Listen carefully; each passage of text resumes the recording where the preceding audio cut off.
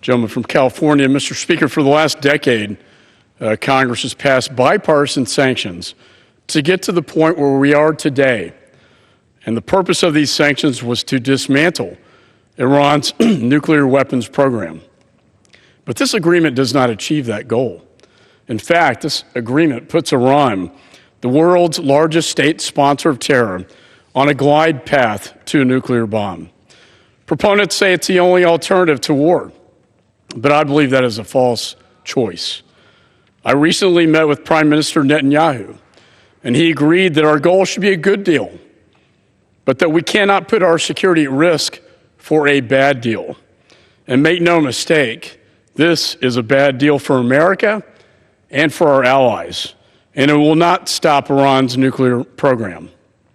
It will leave Iran with the ingredients for a bomb and infrastructure to build it, and it will spark a nuclear arms race in the Middle East. It will give Iran a cash windfall, freeing up over $100 billion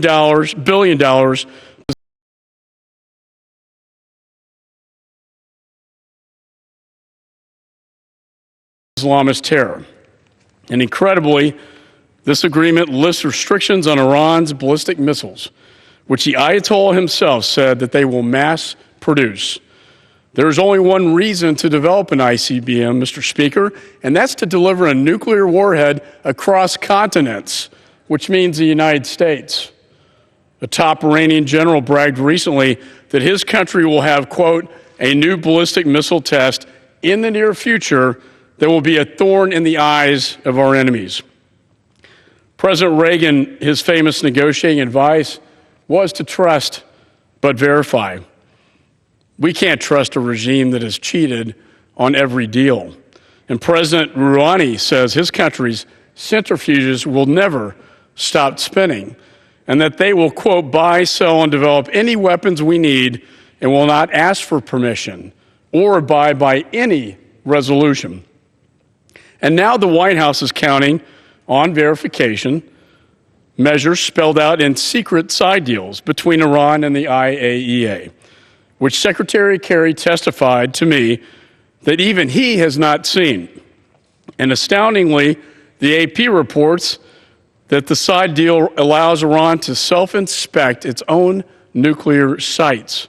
Now the American people, through their representatives in Congress, are expected to vote on this measure without seeing these secret deals, which goes to the heart of verification.